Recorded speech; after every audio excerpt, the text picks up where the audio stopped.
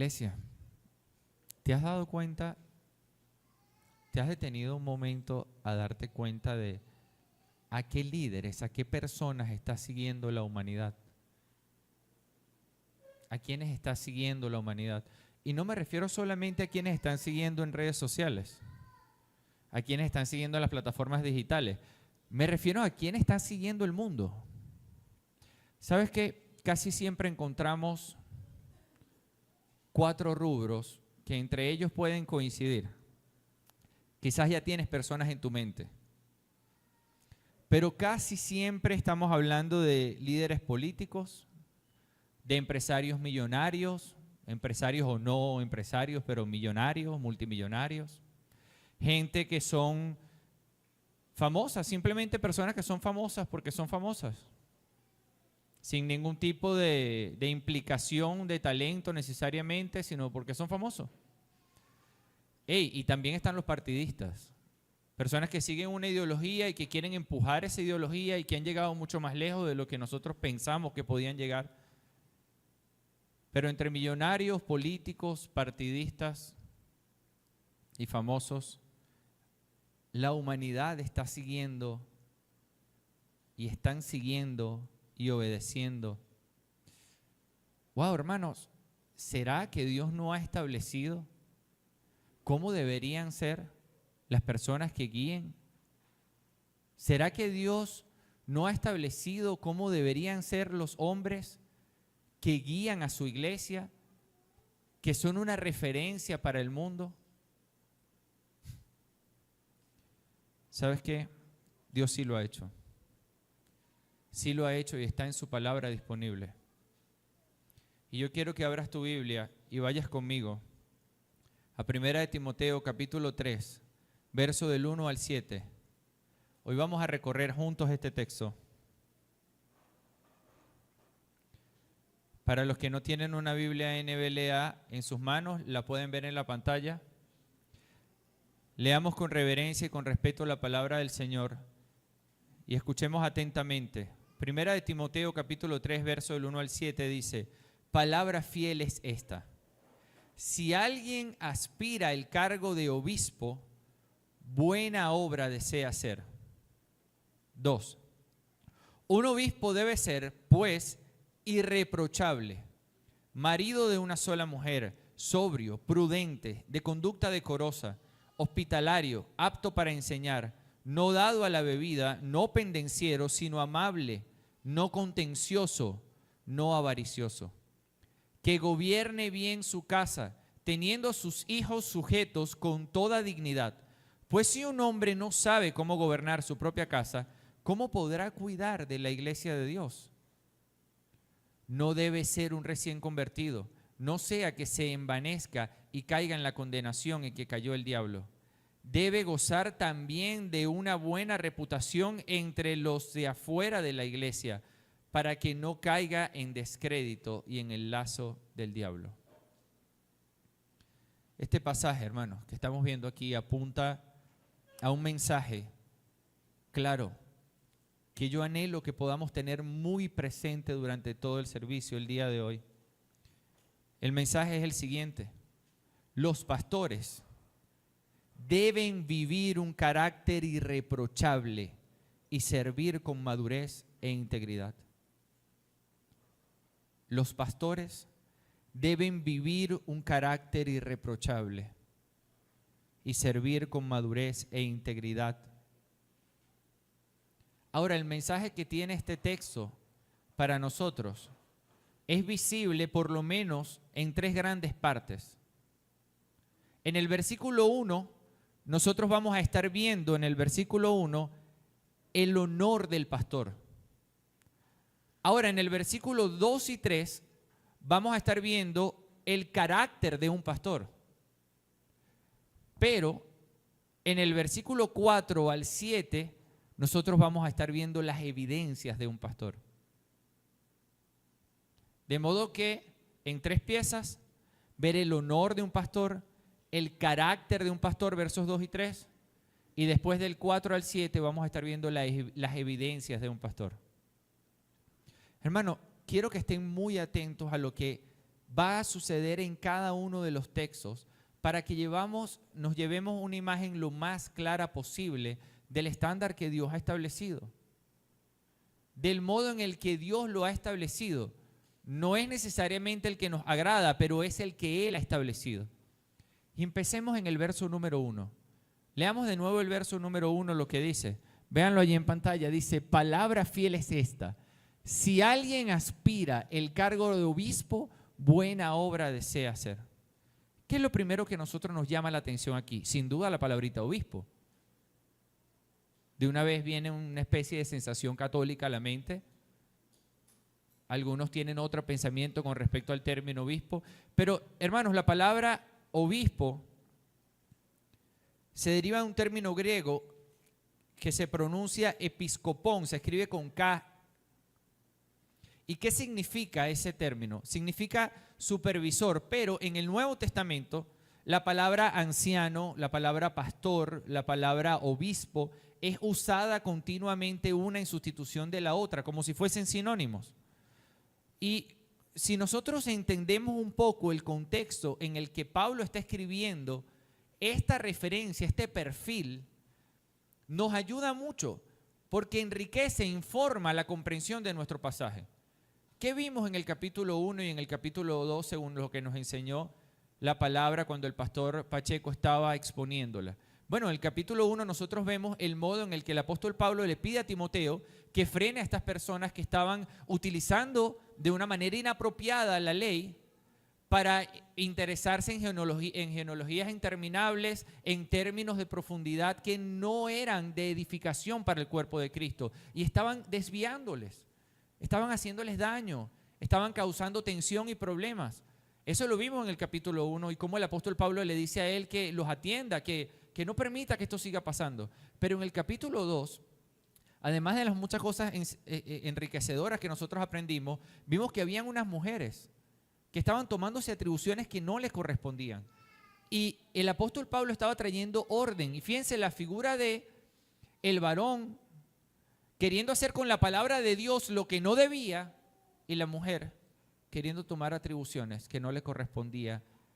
La pregunta clara que resulta de los dos primeros capítulos es, entonces, ¿quién dirige la iglesia? O sea, si los hombres que lo están haciendo mal y las mujeres que están tan desubicadas, ya va, ¿para dónde agarro? O sea, ¿quién sigo? ¿Cómo me oriento? Bueno, en el capítulo 3 el apóstol Pablo va a ayudarnos mucho. Va a ayudarnos mucho porque nos va a decir cuál es el estándar que Dios ha establecido. Hermanos, y lo primero que está diciendo este texto es cómo debe ser ese anciano, cómo debe ser ese pastor. Pero noten que el versículo 1 está diciendo, si alguien aspira al cargo de obispo, buena obra desea hacer. ¿Está diciendo que es mala? ¿Está diciendo que es mala? Hermano, el mundo diga lo que diga, la gente piense lo que piense. Si Dios dice que ser un pastor es honorable, es meritorio y es digno, lo es. Es muy honorable, es muy digno. ¿Y saben por qué lo es? Porque Dios lo dice. Amados hermanos, Dios no está diciendo cualquier cosa. Dios está diciendo que el anhelo de ser pastor, el anhelo de tener un oficio digno como el de ser un anciano de una congregación y servirles, es algo honorable. Ahora te pregunto, ¿has visto a Dios decir eso de otro oficio en el Nuevo Testamento? ¿No te parece interesante? Muy interesante. Y si este oficio es un oficio digno, es un oficio honorable, es algo que deberían los hombres y mujeres tener en mucho respeto, ¿no deberíamos nosotros a nuestros jóvenes, no deberíamos nosotros a nuestros adultos, a los hombres de la congregación, inspirarles e invitarles a tomar eso? A ver, ¿qué papá no le dice a un hijo, ¿Recuerdan la generación anterior cuando le decían, hijo, usted tiene que estudiar para que sea alguien en la vida? ¿No le decían? No es que yo quiero ser músico, no es que yo quiero ser artista. Bueno, deme un título y después usted estudia lo que le dé la gana. Primero tiene que ser, porque consideraban que era digno tener un título pegado en la pared. Hijo, yo no estoy diciendo que no lo sea. Yo lo que estoy diciendo es que era clara que la generación de padres anhelaba de sus hijos consolidar una dignidad en su oficio. Pero la palabra de Dios nos está diciendo hoy que el que anhela ser servidor de Dios en una congregación, ser un obispo, un anciano, un pastor, está deseando algo muy honorable, algo muy digno. Hermanos, necesitamos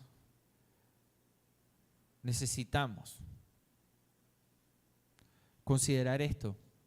Y yo no quiero herirte en tu corazón, ni quiero maltratarte, ni quiero incomodarte, pero sí quiero que reflexiones al respecto. Porque sabes que hay muchas personas queriendo una congregación saludable, donde se predique la Biblia expositivamente, donde tenga ministerios variados para que cada quien encaje y se identifica. Algo donde yo pueda servir y yo sienta que aquí sí elevan mi potencial. Y yo quiero también un lugar donde yo pueda evangelizar, una buena iglesia. Eso es lo que yo quiero. Mucha gente quiere eso. Pero ¿cuántos hombres quieren consagrarse a servir al Señor?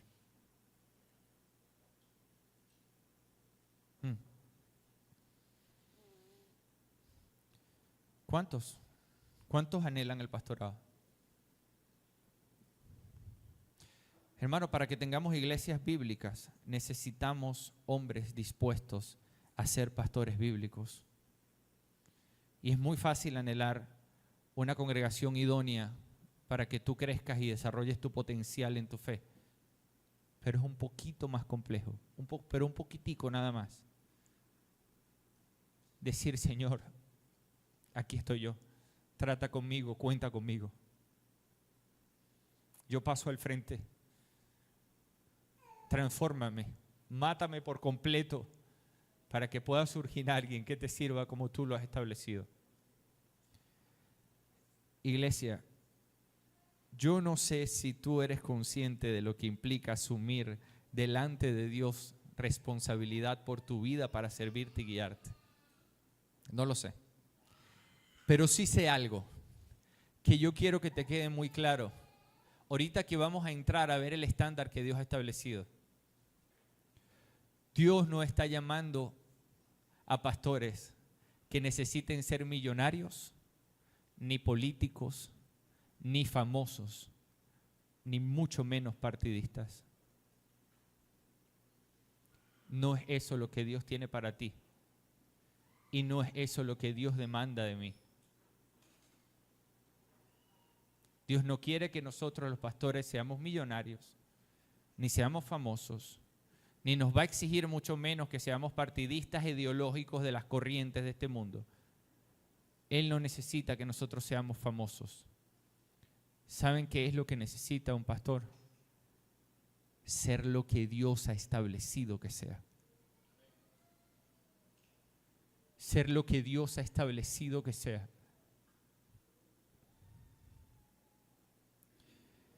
Yo, en cada capítulo, y quizás hoy haga unas cuantas preguntas, pero no las respondas en público, evidentemente, pero llévatelas en tu corazón. Llévatelas en tu corazón porque quiero darte a través de estas preguntas buenas razones para reflexionar. Y es real, hermanos, es muy cierto que un pastor debe cuidar del rebaño, debe vivir para él. Eso es real. Pero hombre que estás aquí, hombre que me estás viendo en línea, ¿Dios cuenta contigo? ¿Dios tiene la libertad para pedirte, para invitarte, para solicitarte? ¿O tú eres de lo que no, Dios? Yo quiero vivir mi vida para ti y yo quiero que tú seas mi todo. Yo quiero entregarme a ti y oras en la dirección de que Dios, tú eres te alabo, te glorifico, yo quiero vivir para ti. Pero eso sí, no me pidas que me consagre, tampoco así. Consagrarme a ti tampoco. O sea, dedicarme exclusivamente no. O sea, todo, pero en mi vida, pues, en la que yo quiero vivir.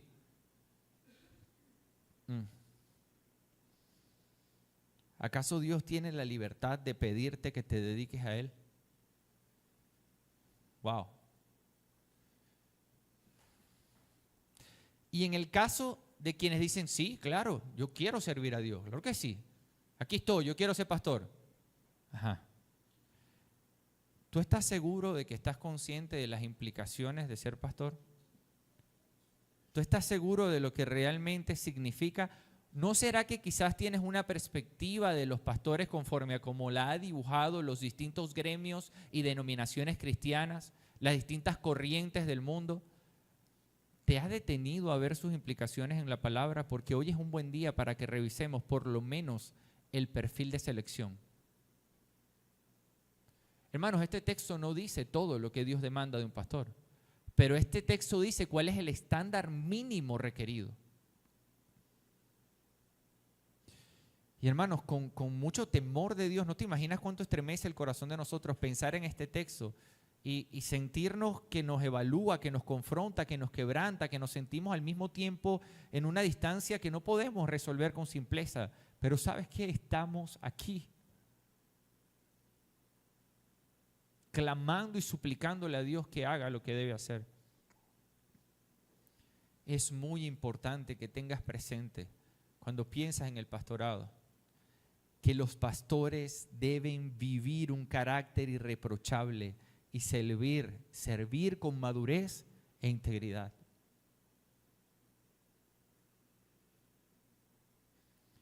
¿Qué tal si vemos de qué carácter estamos hablando? ¿Qué tal si hablamos un poco del carácter del pastor? Este que describe el texto. Y nosotros tenemos aquí nada más y nada menos que 10 cualidades de carácter. Antes de ver esas 10 cualidades, el apóstol está resumiendo las 10 en una sola frase. Mire cómo entra cuando pasamos al carácter. Dice, un obispo debe ser pues irreprochable. Un obispo debe ser pues irreprochable. Si ustedes quieren resumir todo el carácter que describe el versículo 2 y 3, aún con las evidencias que tiene el versículo del 4 al 7, la frase está clara. Debe ser una persona irreprochable. Ahora, ¿qué significa eso? Bueno, eso significa que no puede haber una acusación válida que pueda presentarse en su contra. No está diciendo que no lo vayan a acusar, que no lo vayan a atacar, que no vayan a ir. No, precisamente eso es lo que el Señor nos dijo que sufriríamos. No, alguien irreprochable es alguien de quien no se puede presentar una acusación que sea cierta. Y es realmente complejo. ¿Quién de nosotros va a salir aprobado parándose delante del Creador?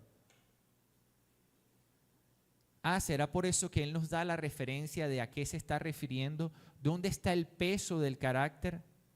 ¿Y por qué hablamos de carácter? Porque las 10 cualidades que vamos a ver a continuación, todas tienen en común algo.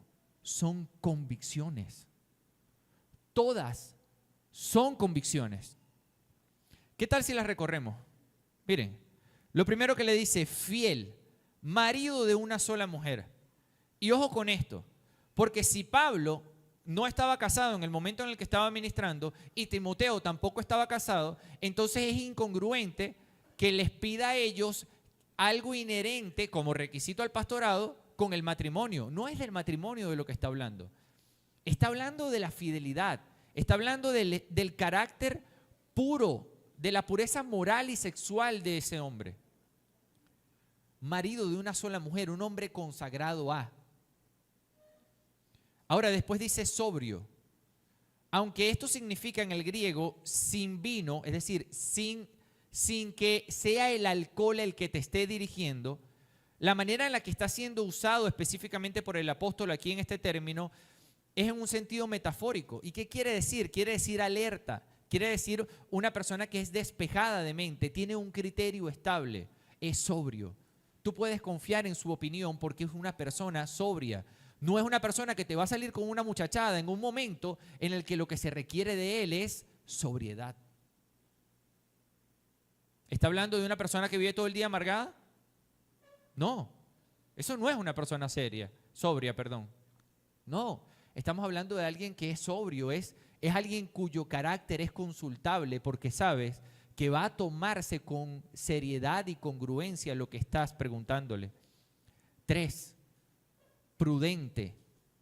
Un hombre prudente, a lo que hace mención el pasaje, es que es un hombre disciplinado, sabe cómo ordenar sus prioridades y toma en serio los asuntos espirituales. Un hombre prudente es un hombre que sabe que no puede vivir su vida sin depender de una relación íntima con Dios. Un hombre prudente que sabe perfectamente cómo balancear las responsabilidades que tiene y trabaja esforzándose en función de ellas disciplinadamente, no emocionalmente. Es un hombre disciplinado, prudente. 4, decoroso. ¿Saben qué significa esto en el griego? Significa ordenado. No pueden vivir vidas caóticas. Un hombre decoroso es un hombre que se conduce con decoro, con orden. No anda corriendo afanado a lo loco, pretendiendo descontrolado. ¿Te refleja eso madurez? ¿Te refleja eso un carácter confiable? Hay una línea en la que sí estamos llamados a conducirnos con diligencia, con determinación, a no ser descuidados, pero eso es muy distinto a ver a alguien caótico. 4, hospitalario. Se deriva del término griego amar a los extraños. ¿Escuchaste eso? Amar a los extraños. Hay muchos que juran que son hospitalarios porque reciben a sus primos y a sus tíos en su casa. Y hay implicaciones delicadas en la sociedad en la que estamos viviendo, hermano, pero estoy hablando de la disposición del corazón. Estoy hablando de la convicción de incomodarte por amar a otros. Incomodarte por amar a otros. 6, entendido. Un hombre entendido, la expresión aquí es enseñar con capacidad de enseñar, es como la ven allí en el texto. ¿De qué enseñar estamos hablando? ¿Cuántas veces hemos leído esto y dice, bueno, pero ¿enseñar qué? ¿Capacidad de enseñar qué? Cualquiera tiene capacidad de enseñar. Bueno, el contexto de este texto nos informa mucho. Capítulo 4, verso 13, miren lo que dice el capítulo 4, verso 13, dice: entre tanto que llego, ocúpate en la palabra, en la lectura de las Escrituras, la exhortación y la enseñanza. Ok, entonces, ¿a qué se está refiriendo? ¿Qué tiene que tener capacidad él de enseñar? ¿Qué debe tener él capacidad de enseñar? Las Escrituras, exhortación y enseñanza. ¿Todo el mundo tiene la capacidad de hacer eso? Bueno, se demanda de él que tenga la capacidad de compartir con claridad las convicciones principales de la palabra de Dios, los principios inherentes a la palabra de Dios, que tenga postura saludable sobre los elementos generales. Pero miren cómo empiezan ahora 4 no. Primero tenemos 6 elementos que parecieran ser cualidades o convicciones activas, que demandan de él un tipo de postura que actúa. Pero hay otras que dicen no. 4 que dicen no. No dado a la bebida. Epa, ¿y esto no es lo mismo que sobrio arriba? No, ni se parece. No dado a la bebida es un hombre que se comporta, que no se comportan como el mundo lo hace. No solamente el licor. O es que en este momento no habían drogas. Entonces dice, bueno, el pastor puede que no beba, pero se puede fumar su cigarrito. Él puede de repente, ¿cómo que se llama el aparato este que reemplaza el cigarro y...? Eso. No, hermanos. No es dado a las corrientes y a los vicios de este mundo. No es alguien que va a afectar la mente que Dios le ha dado, informada con el criterio que Dios ha establecido, a menospreciarla y ensuciarla con los químicos que recorren su cuerpo si se expone a las prácticas de este mundo. 8. No pendenciero. ¿Lo están viendo en la pantalla? No pendenciero, sino amable. Y en este caso es el único en el que él expone el contraste. ¿Será que es importante en el que está diciéndote, bueno, no interpretes la otra parte, porque tú puedes no ser pendenciero y al mismo tiempo no ser amable? ¿Verdad que sí? No, él no está diciendo nada más no seas pendenciero. Él está diciendo, no se trata de que no respondas dando el golpe que recibiste. No, se trata de que tu comprensión del evangelio te lleve a un punto en el que puedas recibir golpes y entregar amor. No ser alguien que reacciona a una violencia verbal o física, sino ser alguien que es capaz de entregar el amor, la gracia con la que Dios te ha amado en Cristo a otros. Y que como a Él le atacaste y Él te perdonó, así cuando te ataquen, tú puedas perdonar. Hermanos, esto suena muy fácil decirlo aquí con un micrófono, sentaditos todos en la comodidad de nuestro local. Pero ¿es sencillo vivirlo? Los últimos dos. No contencioso. Significa pacífico. Que no promueve la desunión o la discordia. ¿Saben cuál es una palabra fácil para entender esto? Porque una cosa es no ser peleón y otra cosa es lo que dice este pasaje, no contencioso, no polémico. ¿Han visto eso, que no son peleones pero le llevan la contraria a todo? Bueno, pero ya va, eso es relativo. Bueno, depende cómo lo veas. No, ya va. Eso, ajá, ¿qué? ¿Cómo? ¿Quién dijo? Bueno, yo no sé, yo no lo he visto. ¿No han visto esa actitud, ese espíritu de buscarle las 5 patas al gato innecesariamente nada más para generar tensión en la conversación? Que todo compartir termina girando en torno a él porque le dio la gana, llegaba a la contraria. Eso no debe suceder en un pastor. Y una cosa es tener una opinión distinta a la de otros hermanos y otra cosa muy distinta es ser polémico. Ir al choque cuando no piensan como uno piensa. Es muy distinto a manifestar preocupación y amor porque ves la manera en la que le está afectando a esa persona. Anclarse a ese tipo de razonamiento. Y se percibe. ¿O no lo ves? Cuando está la persona queriendo plantar su idea y tener la razón y pavonearse, a cuando está realmente angustiada porque la otra persona no lo ve. No ve el daño que se está haciendo de esa manera. ¿Tú sientes o no sientes el amor? Último. Y hay que ver que es bastante importante no avaricioso. Los ancianos no deben ser movidos por el amor al dinero. Deben ser movidos por el amor a Dios y el amor a las personas que Cristo vivificó, que Cristo enseña. Hermanos, ¿saben lo difícil que es para mí conocer mi vida y al mismo tiempo pararme aquí a exponer esto? ¿Creen acaso que yo me siento complacido, que me siento a gusto, que me siento a nivel, que yo no siento que yo merezca estar en este perfil? ¿Pero qué voy a hacer? ¿Voy a despreciar el oficio que Dios me ha dado?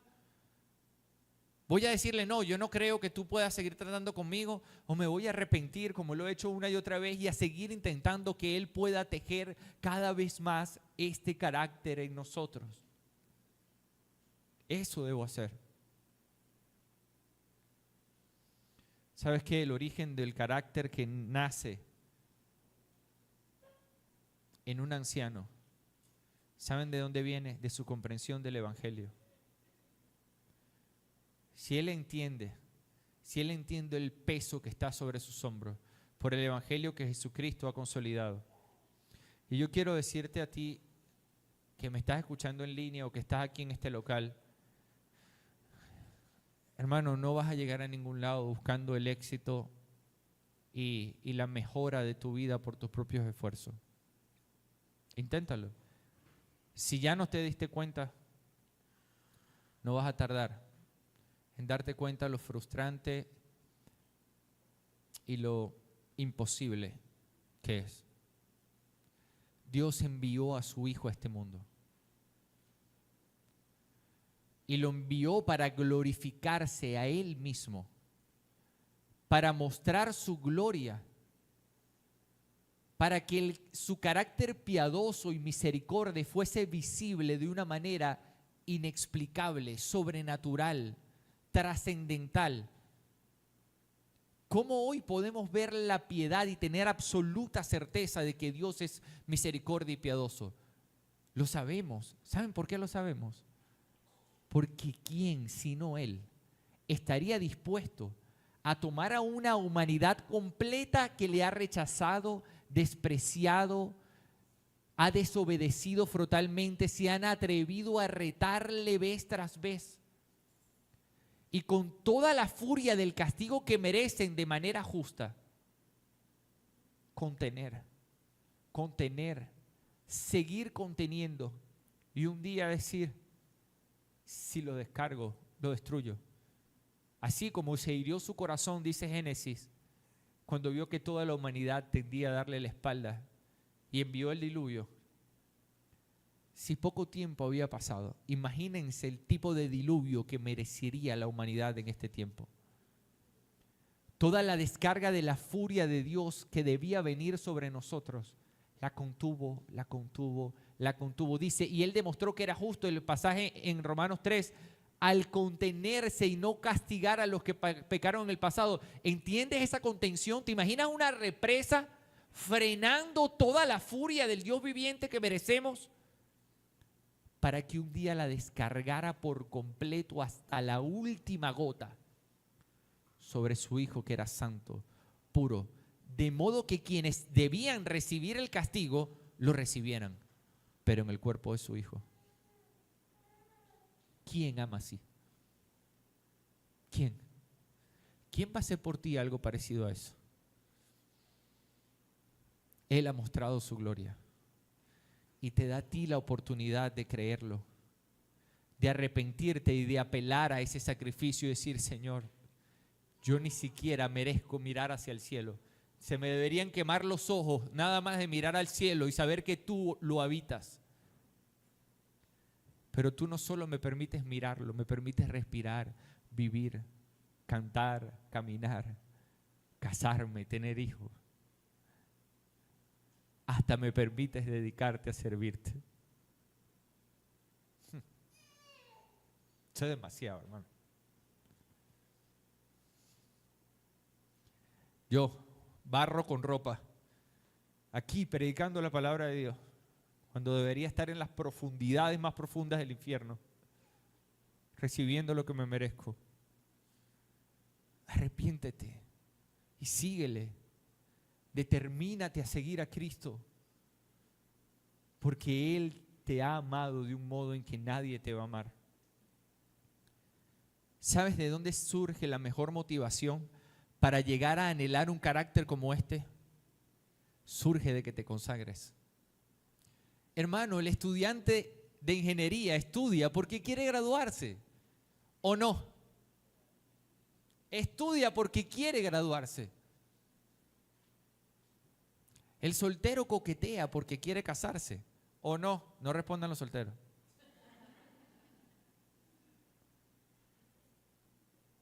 ¿Sabes qué va a estimular tu corazón de una manera única a buscar el carácter y la madurez? Hombre que estás aquí, conságrate. Cae en cuenta que Dios te puede llamar, que Dios puede necesitarte. Si tú realmente le amas, Él debería poder contar contigo. Si no, tú no le amas como dices que le amas.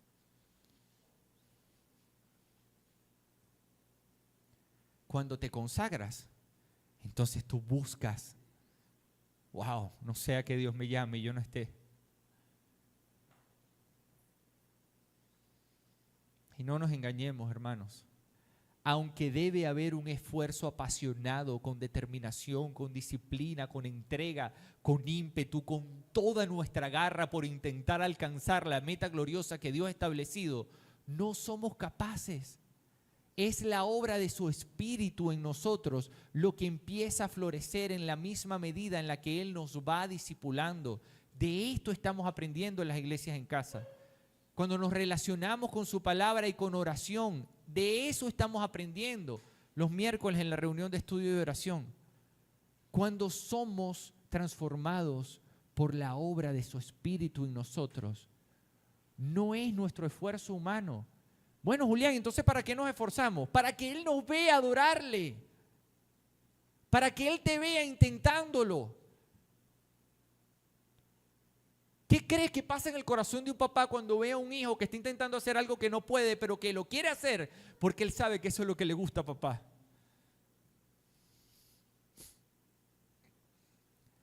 Se siente indignado el papá, dice, no, lo voy a ayudar. ¡Ja! Si es desubicado. No es eso. Lo que siente un papá es que quiere ayudarlo, se siente amado. ¿Y valdría o no valdría la pena dedicarnos toda nuestra vida, esforzarnos por amarlo a él, aún en la conciencia de nuestra incapacidad? Es que en nuestra debilidad es que él se hace fuerte. Es que si no lo intentáramos, no nos damos cuenta de lo incapaces que somos. Pero cuando lo intentamos, somos conscientes de cuánto lo necesitamos. Ay, hermanos, un pastor debe cuidar a su iglesia, debe servirle. Pero tú agradeces a los pastores que Dios te ha dado. ¿Cómo reaccionas cuando tus pastores no son como tú quisieras que fueran? Mejor dicho, ¿tú confías en los medios que Dios ha establecido para guiarte? ¿O es que fuimos nosotros quienes inventamos la estructura de la iglesia?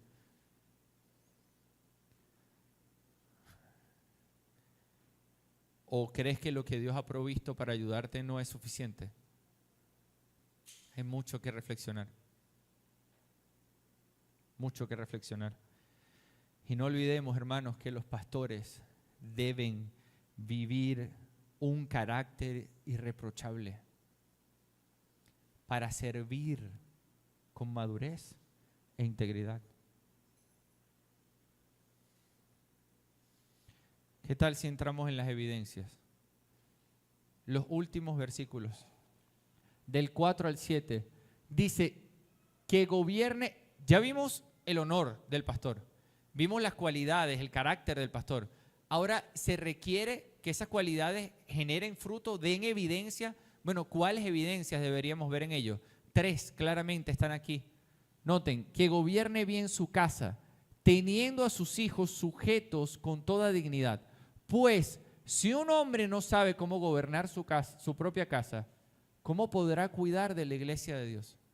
¿Vieron la relación entre la palabra gobierno y entre la palabra cuidado? ¿O está diciendo aquí, quien no puede gobernar bien su casa, pues cómo va a poder gobernar la iglesia? ¿Dice gobernar la iglesia? ¿Qué dice aquí? Entonces, ¿dónde gobierna? ¿Y dónde cuida? Ahora voy con esta pregunta. ¿Dónde aprende a cuidar? Gobernando su casa. La palabra clave aquí es cuidar, porque aquí comenzamos a hablar de evidencias, hermano, y si un hombre es irreprochable, si un hombre ama y sirve a las personas como el Evangelio lo demanda, en ningún lugar va a ser más claro y más evidente que en su familia. Tú puedes engañar a muchas personas, hermano, pero créeme cuando te digo que tu familia no la vas a engañar. Tu esposa y tus hijos saben quién eres tú. Lo saben. Ahora, hermanos, no solo nos muestra lo importante que es que un hombre de Dios viva con una conducta, estas convicciones las vivas principalmente en su hogar. También nos da 2 advertencias. ¿Y no notaron que las 2 advertencias que está dando son inherentes a no caer en la trampa del maligno? Mira lo que dice el texto cuando entra en el 5 y en el 6 y en el 7. Dice, no debe ser un recién convertido, no sea que se envanezca y caiga en la condenación en la que cayó el diablo. ¿Ves? Primera advertencia, pero el riesgo asociado a evitar es este. Lo vimos, ¿no? Ok, y después dice, debe gozar también de una buena reputación entre los de afuera de la iglesia. ¿Para qué? Para que no caiga en el descrédito y en el lazo del diablo. O sea, las 2 cosas son de cuidado, de cautela. Y si son de cuidado y de cautela para el pastor, son realmente de cuidado y de cautela ¿para quién? Para la iglesia. Hay 2 cosas, 2 evidencias que deben verse. ¿A qué apuntan estas 2? Hermanos, definitivamente el de la familia apunta al carácter. Y tu familia conoce el carácter, pero las otras dos, una apunta al tiempo. Noten lo que dice. Noten lo que dice el pasaje. Dice aquí que no sea un recién convertido. ¿A qué está haciendo alusión? ¿A sus talentos, a sus habilidades, a sus conocimientos? No, que tenga 4 maestrías en teología, si no, no puede predicar. Eso no es lo que está diciendo. Está diciendo que no sea un recién convertido. Está apelando al tiempo. Al tiempo. Hermanos, la madurez no se alcanza de un día para otro, espiritualmente hablando. Aquí hay personas que me vieron como yo era al principio en mi congregación. Es que es una cosa, hermano, no se puede. Confíen cuando les digo, no debería ni vivo estar. No debería ni estar vivo. ¿Ustedes entendieron? Él va tratando con uno. Y claro que no ha terminado conmigo porque todavía ni yo mismo me soporto. Pero no es lo mismo que en aquel tiempo. Toma tiempo. Pero, Julián, ¿cómo sabes que es eso a lo que se está refiriendo el pasaje? Bueno, el contexto de la carta nos informa muchísimo. Miren lo que dice Timoteo, capítulo 5, versos 24 y 25. Es primera de Timoteo, es la misma carta donde Pablo le está diciendo a Timoteo, recuerda que los pecados de algunos individuos son evidentes y los llevan a juicio inevitable, pero los pecados de otros se revelarán después. ¿Qué está diciendo? No vas a conocer a la gente tan fácilmente a la vuelta de la esquina. Necesitas esperar tiempo. Necesitas verlo. Claro, necesitas ver si esas convicciones dan o no dan fruto. Permanecen en el tiempo. Porque no es lo mismo ver a un hombre de Dios llegar de un campamento los primeros 3 meses que verlo llegar los otros a los 6 meses. Es lo mismo. Bueno, todo el mundo llega a un campamento encendido, a la barea. De hecho, el piso es impecable porque todos entramos flotando. Estamos aquí en la congregación flotando, adoramos, todos estamos en una sensación emocional muy distinta después de un campamento. Pero con el tiempo las cosas cambian. La siguiente prevención que da, hermano, y es la convicción lo que te va a permitir no caer. Porque el Espíritu de Dios es Dios quien te sostiene en la fe de esas convicciones. Hay una relación directa en Hebreos 11. La fe es la certeza de lo que se espera, la convicción. Vivir por fe es vivir esas convicciones que Dios ha establecido en las fuerzas que Él da, con la guianza que Él da y única y exclusivamente para su gloria. El último dice, debe gozar también de una buena reputación. Y cuando está hablando de gozar de una buena reputación, vemos que el versículo 7 está apuntando al testimonio, a un carácter irreprochable que conduce integridad. ¿Saben lo que dice Proverbios 16:7? Dice, Proverbios 16:7 dice, cuando la vida de alguien agrada al Señor, hasta sus enemigos están en paz con él. El problema aquí no es que tengas enemigos. El problema aquí es si lo que dicen tus enemigos es verdad. Amados hermanos, la iglesia necesita conocer a las familias de los pastores. La iglesia necesita estar cerca de sus pastores, verlos en sus trabajos, verlos en sus comunidades, cómo viven, conocerlos de cerca. Y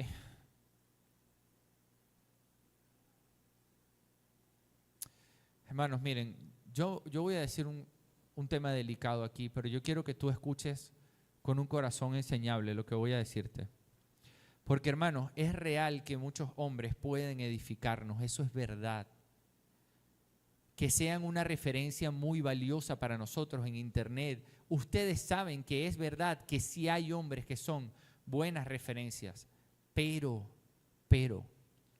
tú no sabes a ciencia cierta cómo son sus vidas. Tú no sabes de verdad, si ellos están viviendo en coherencia con los mensajes que transmiten. A tus pastores, al revés, sí debes conocerlos. Y no solo los conocerás, sino verás las áreas en las que luchan y verás la gracia con las que Dios les sostiene. porque ni tienes ni vas a tener pastores perfectos, y allí es donde está el mayor tropiezo, que cuando ves a un hombre predicando de una manera espectacular en línea, lo amas y empiezas a recrearte en la mente, ay, si yo me congregara en esa congregación, si ese fuera mi pastor, ahí sí yo crecería. Quizás estás ignorando un par de cositas que sabrías si tú fueses cercano a ese hombre. Los pastores perfectos no existen, hermano.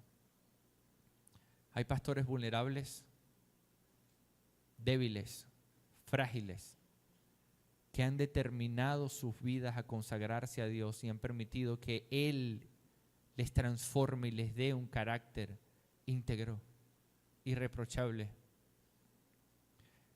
que deben cuidar, hermano, y permanecer en ellos. ¿Saben qué, hombres de Dios que están aquí? Las familias bíblicas se construyen con hombres bíblicos. Y son las familias bíblicas las que hacen iglesias fuertes y no al revés. Entiéndelo. No es al revés.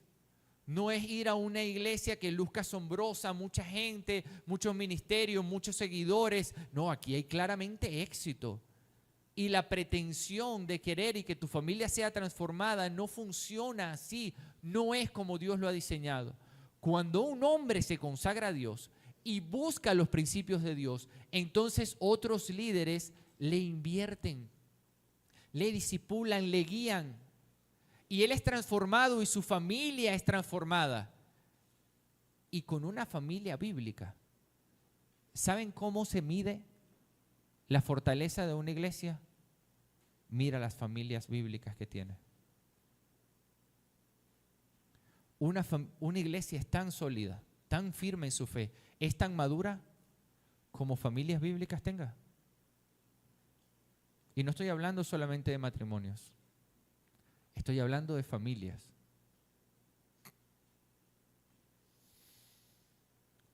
Hermanos, es verdad que un pastor debe cuidar del rebaño, pero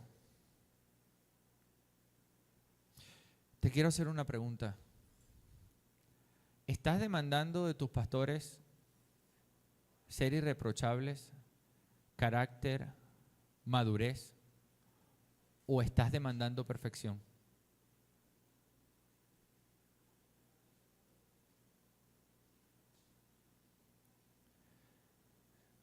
¿Cuándo va a ser suficiente para ti?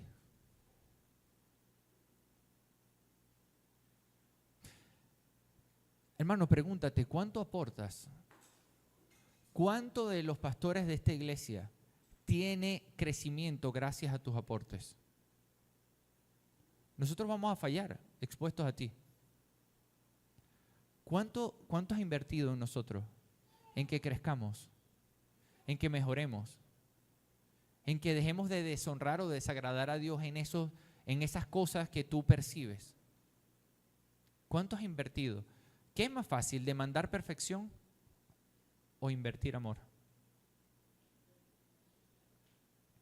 ¿Qué es más honorable, demandar perfección o invertir amor? Yo quiero que te quede algo bien, pero bien internalizado en la mente. Los pastores somos tus hermanos. No tenemos ningún tipo de cargo, ni ningún tipo de élite, ni ningún tipo de estrellas o soles en los hombros. Eso delante de Dios no existe. Entiéndelo. El Dios de los dioses, de los dioses, de los dioses, de los dioses, estando en el cielo, Él no tuvo ser eso como algo que aferrarse.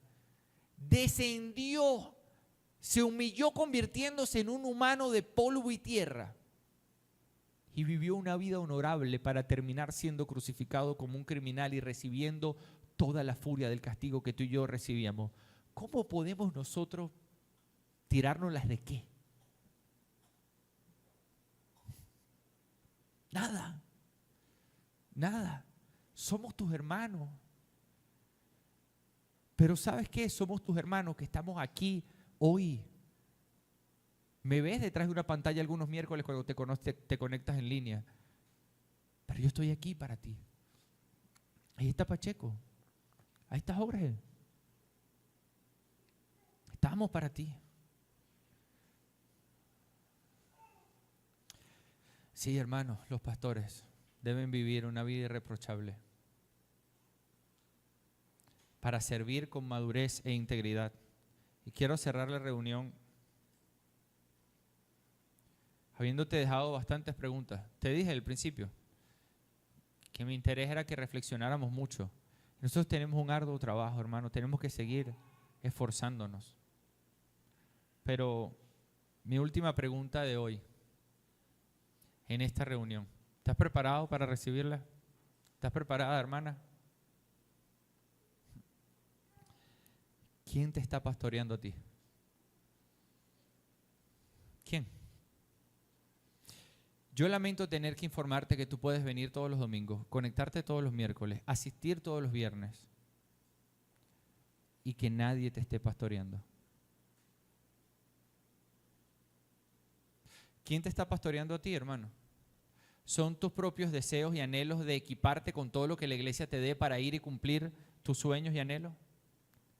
¿Te están pastoreando los creadores de contenido o no? Ya sé, te está pastoreando un hombre excepcional, un erudito de la palabra de Dios que no tiene ni la más mínima idea y que definitivamente es muy astuto de tu parte que te pastoree un erudito de la Biblia que no va a llamarte por teléfono diciéndote, epa, ¿qué pasó? Que no te va a pedir que confieses, como dice la palabra de Dios, las áreas con las que estás luchando y ayudarte a ver que quizás no es la vida como tú la estás interpretando. ¿Con quién calibras tus convicciones? ¿Con quién calibras lo que estás aprendiendo? ¿Cómo sabes? ¿Quién te está pastoreando a ti? Porque si tu respuesta es que somos nosotros, la Biblia ya dictó el estándar. ¿Sabes qué? Ayúdanos. No sentimos que lo hayamos logrado, que estemos allí. Ninguno de los tres, estamos clarísimos, ¿verdad, hermano? Ayúdanos, corrígenos, toléranos, perdónanos. Pero por favor, déjate ayudar, déjate cuidar, déjate pastorear, porque seremos nosotros y no los youtubers ni los influencers. Seremos nosotros los que vamos a dar cuenta por tu vida delante de Dios. Y somos nosotros los que estamos aquí dispuestos a entregar nuestra vida por la tuya si fuese necesario. Lo único que nos permite estar parado aquí es saber que si allá fuese a veces una cruz, si allá afuera hubiese una cruz, con la oportunidad de recibir la sanción merecida por ustedes, siguiendo el ejemplo que nuestro Señor nos dio, iríamos a ella, a abrazarla con devoción y amor, por amor a Dios y por amor a ustedes. No hay nada que te dé o que me dé a mí más ninguna autoridad sobre ti. Es la palabra de Dios vivida. ¿Quién te está pastoreando a ti?